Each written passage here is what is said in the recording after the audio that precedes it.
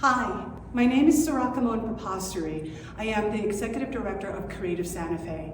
I am here at my alma mater, St. John's College. I'm here to thank them for their sponsorship of the live stream at the PechaKucha Night at the Lensig this past Monday for the mayoral candidates. Today I'm visiting with our faculty and fellow alum, Obed Lira, to ask him what are the key things that he has seen that the college was able to develop in our students so that they can have meaningful conversations across differences and becoming a very effective community builder in today's world. Yeah, thank you for having me. I think that we do that work very thoughtfully and deliberately. Often our freshmen arrive and they're ready to talk over everybody, give us their opinions, and then listening to somebody else, you could just notice there's a thin veil of tolerance, maybe meager tolerance, and that is that's where we start, and they come with the world in their minds of whatever is out there. So the conversation at our tables is truly a reflection of the world. But over my time here and as a student and as a faculty member, I've seen the magic happen, which is that over the 4 years, that transforms into a culture of understanding, collaborative inquiry, and deep listening, which is perhaps the most hard-earned skill that we cultivate here. And when that happens, conversations are very different.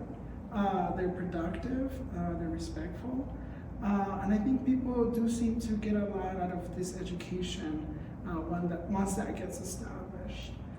Yeah. So one of the things that, as a fellow alum, we get a lot of critique that I hear as well about how this type of learning, reading all of these old books is applicable in today's world. Yeah, that's a great question. I mean, the books we hold have truths in them that are relevant, and they're always, timely and timeless. But even in just the everyday practice of it, as we try to understand a text, it is very difficult. We are also trying to understand ourselves, to explicate the text to ourselves and to our peers. And that could be, yes, a Greek play, or it could be a mathematical proposition. Anyone who might visit one of our math tutorials might be surprised at students fighting on whether the number 2 is the first number. And having just people focus on that and having a conversation seriously about that is itself an interesting practice that starts to cultivate this sense of understanding. And I think our students eventually learn that understanding does not mean compromising something deep about yourself, but there's something very free and delicate about the art of understanding. And that I understand you, and I will keep my question alive, but the fact that we're having this conversation is itself kind of a small miracle. This education for me has been foundational in the work that I'm able to do here locally because of the experience I witness and also the lived experience of that generosity that we give to one another to deeply understand before we disagree. Yes. And that collaborative inquiry that you mentioned really changes the way we hold capacity, right? That for how we come together to co-seek solution. There can meet many needs. And one of the things that I think, I'm sure you have similar experience, is the fact that we don't prioritize winning. That's right.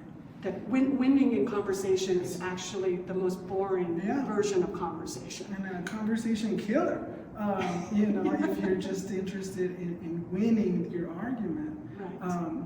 It doesn't do anything for perhaps seeking something that's greater than yourself and you had not seen before. But yeah, the culture here is one of collaboration.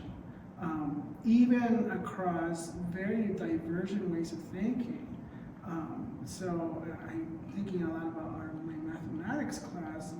A student might say, well, I think Euclid was divinely inspired, and this is about God, really. And I'll have the student at the other side of the table, what are you talking about? Mathematics is a human invention, and it emphasizes the creative aspect of mathematics. And the fact that that conversation happens respectfully and generatively is quite something to behold. Well, I'm really grateful for your time today, and of course, as fellow alums, we would love to have new generation of independent thinkers that are craving this kind of education to be able to participate in this rare education.